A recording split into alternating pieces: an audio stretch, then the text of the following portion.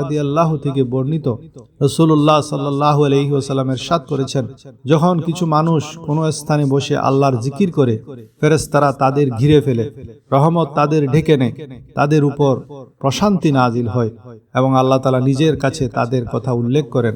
প্রিয় বন্ধুরা, আজকের এই যুগে যখন চারিদিকে অশান্তি, প্রতিটি ঘর কোনো না কোনো সমস্যায় জর্জরিত, তখন আল্লাহর এই জিকিরই ঘরে আলো আনতে পারে, স্বামী স্ত্রীর মন জোড়া লাগাতে পারে, সন্তানকে বাধ্য করতে পারে, আটকে থাকা রিজিকের দরজা খুলে দিতে পারে।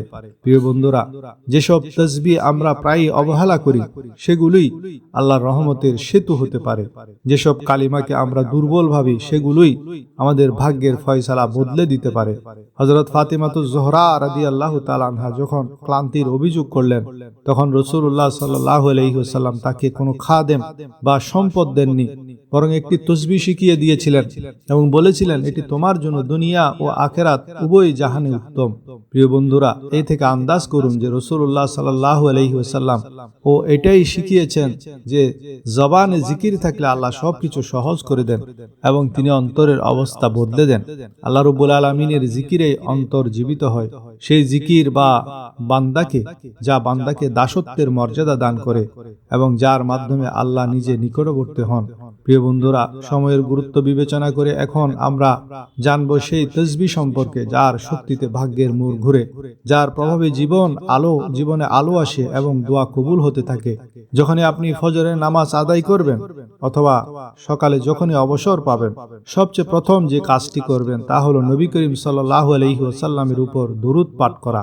কারণ দরুদ ছাড়া কোনো দোয়া বা জিকির পূর্ণ হয় না এবং দরুদই হলো সেই চাবিকাঠি যা আল্লাহর খাজানার দরজা খুলে দেয়। আপনি যে কোনো দরুদ পড়তে পারেন, শুধু অন্তর থেকে ভালোবাসা ও ইখলাসের সাথে 3 বার দরুদ পড়ুন। একবার সওয়াবের উদ্দেশ্যে আমরাও সাথে পড়ে নিন, আমার সাথেও পড়ে নিন। আল্লাহুম্মা সাল্লি আলা মুহাম্মাদিন ওয়া আলা আলি মুহাম্মাদ কামা সাল্লাইতা আলা ইব্রাহিম ওয়া আলা আলি ইব্রাহিম ইন্নাকা হামিদুম মাজিদ। আল্লাহুম্মা বারিক আলা মুহাম্মাদিন ওয়া আলা আলি মুহাম্মাদ কামা বারাকতা আলা ইব্রাহিম ওয়া আলা আলি ইব্রাহিম ইন্নাকা হামিদুম মাজিদ। দরুদ পাঠ শেষ করার পরপরই আপনাকে একটি তাসবিহ পড়তে হবে, যা দুটি মহান শব্দের সমন্বয়ে গঠিত। সেটি হলো সুবহানাল্লাহি ওয়া বিহামদিহি সুবহানাল্লাহিল আযীম।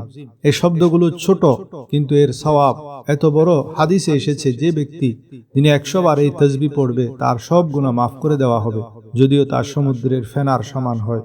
এগুলো সেই কালেমা যা আল্লাহর কাছে সবচেয়ে প্রিয় এবং যার জবানে এগুলো জারি থাকে, সেই জবান দুনিয়া ও আখিরাতে সফল। দ্বিতীয় নম্বরে আসে আজকের বিশেষ আমল, আল্লাহ করিমের 2টি সিফতি নামের জিকির, যার শক্তিতে বন্ধ ভাগ্যের দরজা খুলে যায়। এই আমলটি হাজার হাজার মানুষের পরীক্ষিত এবং তাদের জীবন বদলে যেতে দেখেছেন। এই 2টি নাম হলো ইয়া রাজ্জাক ও ইয়া ফাত্তাহ। আপনাকে এই 2টি নাম 313 বার পড়তে হবে। পড়ার নিয়ম হলো ইয়া রাজ্জাক ও ইয়া ফাত্তাহ, ইয়া রাজ্জাক ও ইয়া ফাত্তাহ, এটি একবার হলো। এরপর আবার ইয়া রাজ্জাক ও ইয়া ফাত্তাহ, এটি 2 বার হলো। এভাবে গুনে গুনে 313 বার পূর্ণ করবেন। চাইলে আঙ্গুলে গুনতে পারেন অথবা তাসবিহের দানায়। তবে খেয়াল যেন মনে থাকে, জবানে যেন আল্লাহর নাম থাকে এবং বিশ্বাস যেন মজবুত থাকে, কারণ এটি সেই তাসবিহ যার সম্পর্কে আমরা শুরুতে বলেছিলাম যে এটি ভাগ্য বদলে দেওয়ার তাসবিহ। এগুলো সেই শব্দ যা আল্লাহর খাজানার চাবিকাঠি, যা উপায় ছাড়াই উপায় তৈরি করে দেয়, যা সব বাধা ভেঙে দেয় এবং মানুষকে হতাশা থেকে বের করে আল্লাহর নৈকট্য দান করে। তৃতীয় নম্বরে আপনাকে আরেকটি তাসবিহ পড়তে হবে, সেটা হলো ইস্তিগফার। আস্তাগফিরুল্লাহ আস্তাগফিরুল্লাহ আস্তাগফিরুল্লাহ। এটি এমন এক আমল যা অন্তর পরিষ্কার করে, যা দোয়া কবুলের দরজা এবং যা আল্লাহর আযাবকে রহমতে বদলে দেয়। প্রায় আমাদের জীবনে বাধা আসে শুধু আমাদের গুনাহের কারণে। আমরা মানি না, কিন্তু বাস্তবতা এটাই যে গুনাহ নূরকে আটকে দেয়, বরকতকে রুখে দেয়। আর যখন মানুষ সত্য অন্তরে ইস্তিগফার করে, তখন আল্লাহ তার জন্য শুধু সহজ পথই তৈরি করেন না, বরং তার ফেরেশতাদের নির্দেশ দেন যে এর জন্য রাস্তা সুগম করো। প্রিয় বন্ধুরা, এই 3টি আমল দেখতে ছোট মনে হলেও এদের শক্তি এত বেশি যে মানুষের ভাগ্য বদলে দিতে পারে। মন থেকে করুন, বিশ্বাসের সাথে করুন এবং তারপর আল্লাহর অনুগ্রহ নিজ চোখে দেখুন। প্রিয় বন্ধুরা, এটি সেই তাসবিহ যার শব্দ ছোট কিন্তু প্রভাব অনেক বড়। এই তাসবিহ শুধু মনে শান্তি দেয় না, বরং মানুষের ভাগ্যের চাকা ঘুরিয়ে দিতে পারে। যদি আপনি সত্য অন্তরে এটিকে দৈনিক রুটিন বানিয়ে নেন, তবে ইনশাআল্লাহ জীবনের এমন সব দরজা খুলে যাবে যা আপনি কখনো ভাবেননি। সম্ভবত আপনি বেকার, অথবা ঋণে ডুবে আছেন, অথবা কোনো দুঃখে, অভাবে বা বাধার শিকার হয়ে আছেন। তবে এই তাসবিহ আপনার জন্য কুদরতের এক বিশেষ উপহার। অনেক আউলিয়া কেরাম বলতেন যে কিছু জিকির এমন আছে যা মানুষের জন্য পুরো মহাবিশ্বকে সক্রিয় করে দেয়, এবং এই তাসবিহ তার মধ্যে অন্যতম। এই তাসবিহ শুধু ফজরের পর বা সকালে পড়া হয়, তবে সন্ধ্যা হওয়ার আগেই। এই তাসবিহ যদি ফজরের পর বা সকালে পড়া হয়, তবে সন্ধ্যা হওয়ার আগেই কুদরত আপনার জগৎ বদলে দেবে। পরিস্থিতি আপনার অনুকূলে আসবে, এবং সেই রিজিক, সেই প্রশান্তি, সেই স্বাচ্ছন্দ্য আপনার দিকে ধেয়ে আসবে, যা হয়তো বছরের পর বছর ধরে আটকে ছিল।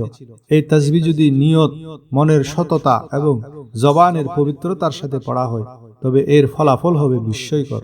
আল্লাহ রাব্বুল আলামিনের কাছে আমাদের দোয়া যে তিনি আমাদের এই তাসবিহের কদর করার তৌফিক দান করুন, এবং আমাদের অন্তরে তার জিকিরের স্বাদ দান করুন।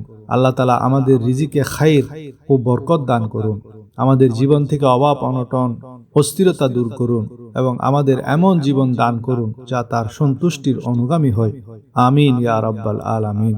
প্রিয় বন্ধুরা, যদি আপনাদের এই আধ্যাত্মিক আমলটি পছন্দ হয়ে থাকে, তবে আমাদের চ্যানেলটি অবশ্যই সাবস্ক্রাইব করে দিন, এবং পাশের বেল আইকনটি অবশ্যই চেপে দিন, যাতে ভবিষ্যতেও এমন আধ্যাত্মিক খাজানা আপনাদের কাছে সময় মতো পৌঁছাতে পারে।